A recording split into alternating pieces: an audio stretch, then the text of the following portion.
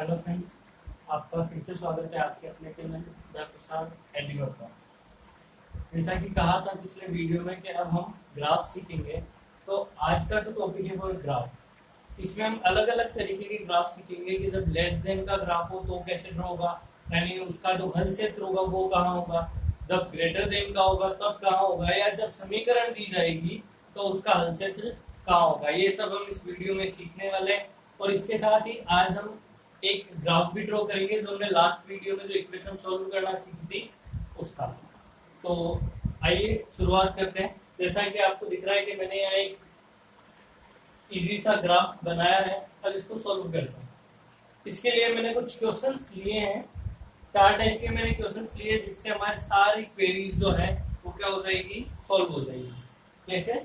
जैसे first question, सबसे easy question, that x is greater और इक्वल टू 2। अब हमें इसका इसके अंदर हल क्षेत्र फाइंड करना है कि इसका आंसर क्या होगा।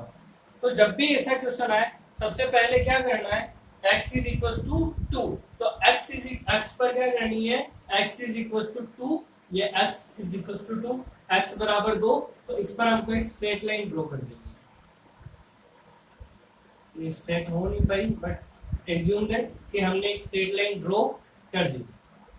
जब हमने एक स्ट्रेट लाइन ड्रॉ की तो हमको दिख रहा है कि अब हमारे पास दो रीजंस है, the first right to this line and the another is left to this line. एक इस लाइन के राइट में है और एक इस लाइन के लेफ्ट में है।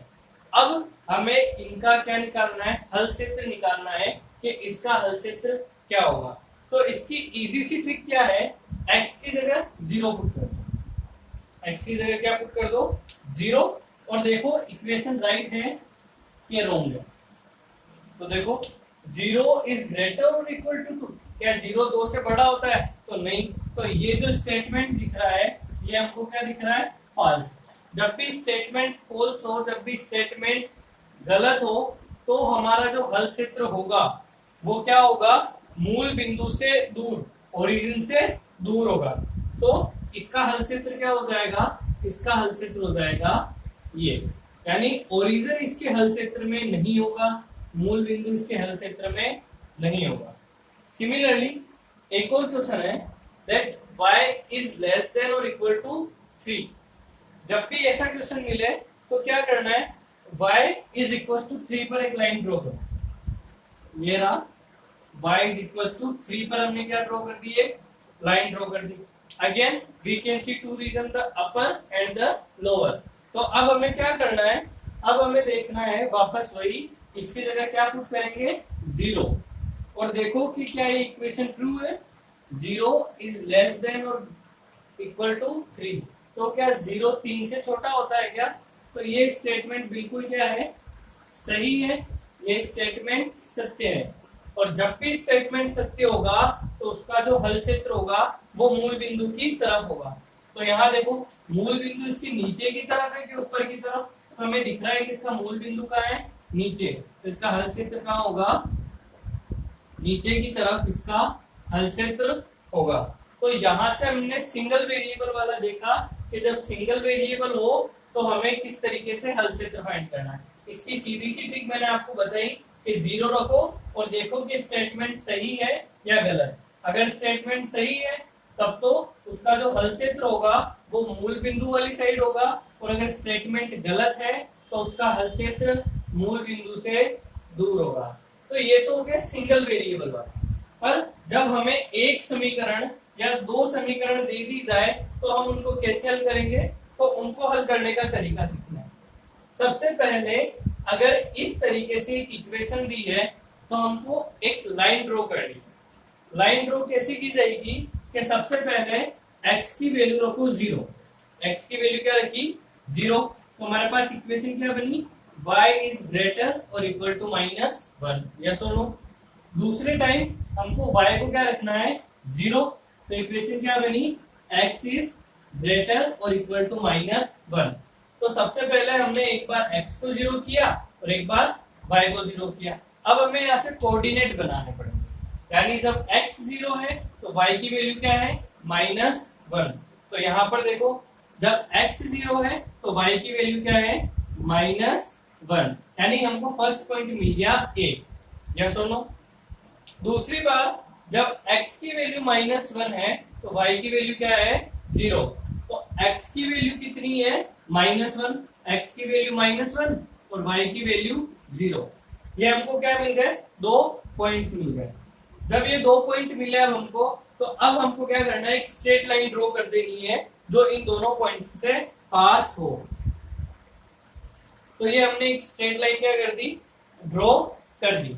अब वापस अगेन वही कि हमको इसका हल क्षेत्र ढूंढना है कि वो इसके अपर साइड है या लोअर साइड।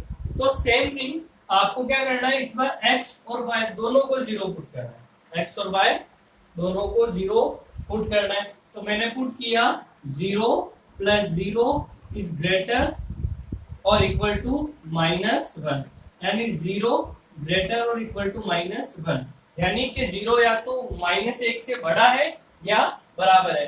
तो ये स्टेटमेंट क्या है, ये कथन बिल्कुल सत्य है। ये कथन क्या है, सत्य। अब ये कथन सत्य है तो इसका हल क्षेत्र उधर होगा जहां पर मूल बिंदु होगा, और यहां से देखिए तो मूल बिंदु इस लाइन के कहां आ रहा है, ऊपर। तो इसका हल क्षेत्र कहां होगा, ऊपर वाली साइड। यस और नो।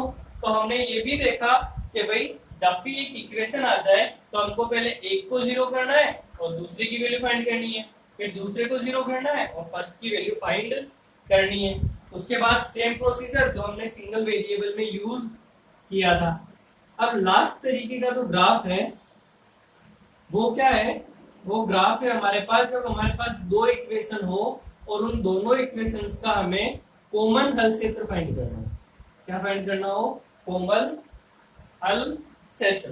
तो कॉमन हल क्षेत्र कैसे निकालेंगे वो देखते हैं। उसके लिए हमें सेम प्रोसीजर यूटिलाइज करना पड़ेगा दोनों इक्वेशन के लिए। यानी सबसे पहले मेरी जो इक्वेशन है वो है x - y is less than -1 और दूसरी इक्वेशन है x + y is greater than 3। तो सबसे पहले इस इक्वेशन में हमने क्या किया, x इज इक्वल टू 0, तो -y इज ग्रेटर देन -1, तो y इज इक्वल टू 1। तो y की वैल्यू क्या आ गई, 1। सेकंड टाइम क्या करेंगे, y की वैल्यू को 0 करेंगे, तो x की वैल्यू क्या आ गई, x इज लेस देन -1। तो सबसे पहले इसकी एक लाइन ड्रॉ कर देते हैं। जब x की वैल्यू 0 है तो y की वैल्यू है 1। जब x की वैल्यू 0 है तो y की वैल्यू है 1। फर्स्ट पॉइंट मिल गया। सेकंड टाइम हमने क्या किया, जब y की वैल्यू 0 है तो x की वैल्यू है -1। जब y की वैल्यू 0 है x की वैल्यू है -1। तो ये हमको क्या मिल गया, ये हमको मिल गया एक स्ट्रेट लाइन मिल गई जो हमने फर्स्ट इक्वेशन से क्या की, ड्रॉ की। अब इसका भी हल क्षेत्र देखो, क्या करेंगे, x और y की वैल्यू 0 पुट करेंगे। तो x is 0 -0 is less than -1। तो 0 - 0 मींस 0 इज लेस देन -1। क्या 0 1 से छोटा होता है क्या, नहीं। तो ये क्या हो गया, असत्य कथन हो गया। जब ये कथन असत्य हुआ तो क्या मूल बिंदु इसके हल क्षेत्र में आएगा क्या, नहीं आएगा। तो इसका हल क्षेत्र कहां जाएगा, मूल बिंदु से दूर। यानी हमको फर्स्ट इक्वेशन का हल क्षेत्र मिल गया। अब दूसरी इक्वेशन को सॉल्व करते हैं। अगेन सिमिलरली जब x को हमने क्या किया 0 तो y इज ग्रेटर देन 3, और जब y को हमने किया 0 तो x इज ग्रेटर देन 3। तो जब x की वैल्यू 0 है तो y की वैल्यू क्या है 3। जब x की वैल्यू 0 है तो y की वैल्यू क्या है 3, और जब y की वैल्यू 0 है तो x की वैल्यू क्या है 3। तो यहाँ पर अब हम एक को क्या करेंगे, एक और लाइन ड्रॉ कर देते हैं, स्ट्रेट लाइन जो इन दोनों पॉइंट से क्या हो, पास। तो अब हमको 2 लाइंस मिल गई जो यहाँ से पास हो रही है। अब हमको इसका हल क्षेत्र निकालना है। हल क्षेत्र निकालने की ट्रिक क्या है, दोनों जगह 0 रखो। 0 + 0 इज ग्रेटर देन 3, तो 0 इज ग्रेटर देन 3। क्या 0 कभी 3 से बड़ा होता है क्या, नहीं। तो ये कथन भी क्या है, असत्य है। यानी इसका जो हल क्षेत्र होगा वो मूल बिंदु की तरफ नहीं, मूल बिंदु से दूर होगा।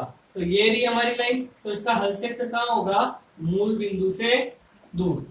तो अब हमको देखना है कि ऐसा कौन सा क्षेत्र है जहां पर दोनों हल क्षेत्र मिल रहे हैं। तो हम देखेंगे कि ये वाला जो पोर्शन है, ये इन दोनों लाइंस के बीच वाला पोर्शन, इसमें दोनों क्षेत्र आपस में काट रहे हैं, तो इनका कॉमन क्षेत्र कौन सा हो गया, इन दोनों लाइंस के बीच वाला। तो ये 4 तरीके के लेस देन और ग्रेटर देन के ग्राफ हमारे सिलेबस में है, जो आज हमने सीखे। अब एक क्वेश्चन में और करवाता हूं, जो हमने जो लास्ट वीडियो में जो क्वेश्चंस किए थे उस पर बेस्ड है। एक इक्वेशन लेंगे और उसको सोल्व करेंगे। जैसे लास्ट वीडियो वाली इक्वेशन ही ले लेता हूं मैं। ये इक्वेशन थी हमारे पास x plus Y is equal to 14 और सेकंड इक्वेशन थी x minus Y is equal to 4। ये हमारे पास दो इक्वेशंस थी। तो अब हमें क्या करना है, इसका ग्राफ ड्रॉ करना है। तो इसका ग्राफ कैसे ड्रॉ करेंगे, उसके लिए मैंने आपको एक टेबल बनाना सिखाई कि भाई इसकी टेबल कैसे बनाते हैं। तो आज उस टेबल को यूटिलाइज करेंगे कि टेबल बनाने के बाद तो ग्राफ बनाना बहुत इजी हो जाता है। हमें ओनली फॉर क्या रखनी है, वैल्यूज पुट करनी है। फिर भी अगर किसी को वैल्यूज पुट करने में प्रॉब्लम आती है तो एक चीज सीख लें कि इस वाले क्वाड्रेंट में x और y दोनों क्या होते हैं, पॉजिटिव। सेकंड क्वाड्रेंट में y तो होता है नेगेटिव, सॉरी x होता है नेगेटिव और y होता है पॉजिटिव। थर्ड क्वाड्रेंट में दोनों नेगेटिव। फोर्थ क्वाड्रेंट में x तो होता है प्लस और y होता है माइनस। तो इससे क्या होगा, हम जब वैल्यू पुट करेंगे तो इनकी सिंबल देख के हमें उनकी पोजीशन पता चल जाएगी कि उनकी पोजीशन किस क्वाड्रेंट में है। जस्ट लाइक इसको सोल्व करते हैं। अगेन मैं एक टेबल बना देता हूं जिसमें हम 3 वैल्यूज पुट करने वाले हैं, ये x और ये y। सिमिलरली ये x और ये y। तो सबसे पहले सपोज दैट इसकी इक्वेशन क्या बनेगी, that x is equal to 14 minus y, और इसकी इक्वेशन क्या बनेगी, x is equal to 4 plus y। तो सबसे पहले अगर मैंने y की वैल्यू 1 पुट की, y की वैल्यू थोड़ी सी बड़ी वैल्यू ले लेते हैं सपोज दैट, क्योंकि हमारे पास ग्राफ की वैल्यू 10 तक ही है।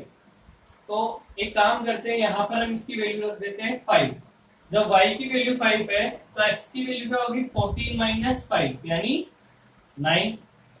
जब y की वैल्यू क्या रखी हमने 7, तो x की वैल्यू भी क्या होगी 7, और जब हमने y की वैल्यू रखी 9 तो 14 माइनस 9 x की वैल्यू क्या आ गई 5। तो हमारे पास ये एक टेबल बन गई। सिमिलरली ये टेबल अगर हमने y की वैल्यू 1 पुट की तो x की वैल्यू क्या होगी 4 plus y that means 5, 2 put की देन 6 और 3 पुट की देन 7। तो अब हमें इसका क्या बनाना है, ग्राफ। तो सबसे पहले हम इन पॉइंट्स पर मार्क करेंगे। जैसे x की वैल्यू 9 और y की वैल्यू 5, तो x 9 यहाँ और y 5, तो ये पॉइंट लगेगा यहाँ पर। तो ये हो गया फर्स्ट पॉइंट जिसके कोऑर्डिनेट है 9 एंड 5। दूसरा पॉइंट है 7 एंड 7, तो ये कहीं 7 और ये कहीं 7, तो ये क्या हो गया 7 एंड 7। और थर्ड क्वाड्रेंट क्या है, x is 5 and y is 9, तो ये हो गया y इज 9 और ये हो गया x इज 5, तो ये क्या हो गया इसकी क्वाड्रेंट 5 एंड 9। अब हमें इनको तीनों को मिलाते हुए क्या करेंगे, एक स्ट्रेट लाइन ड्रॉ कर देंगे। तो हमारे पास फर्स्ट इक्वेशन की जो लाइन थी वो ड्रॉ हो गई। अब हमें करनी है सेकंड इक्वेशन की। सेकंड इक्वेशन की लाइन क्या है, जब x की वैल्यू 5 है तो y की वैल्यू है 1। x की वैल्यू 5 देन y की वैल्यू 1। उसके बाद जब x की वैल्यू 6 है तो y की वैल्यू है 2। x की वैल्यू 6 तो y की वैल्यू 2 यानी यही कहीं। और जब x की वैल्यू 3 है तो y की वैल्यू है 7। जब x की वैल्यू 7 है तो y की वैल्यू है 3। अब हम इसको ज्वाइन करते हुए क्या कर देंगे, एक लाइन ड्रॉ कर देंगे। इसके कोऑर्डिनेट 5 1, इसके कोऑर्डिनेट 6 2 और इसके कोऑर्डिनेट 7 3। तो ये जहां इंटरसेक्ट हो रही है वो पॉइंट हमारा क्या होगा, सॉल्यूशन। तो ये इंटरसेक्ट करेगी 9 5 पर, यानी जब इस इक्वेशन को सॉल्व करोगे तो x की वैल्यू 9 आएगी और y की वैल्यू क्या मिलेगी 5। तो ये कुछ ग्राफ्स हैं जो हमारे लिए क्या है, इम्पोर्टेंट है और बोर्ड के पॉइंट ऑफ व्यू से बहुत ज़्यादा इम्पोर्टेंट है। तो मे भी आपको ये सारे ग्राफ्स समझ आए होंगे, और अगर आपको समझ आए हैं तो हमारा चैनल लाइक करें, सब्सक्राइब करें और शेयर करें। धन्यवाद।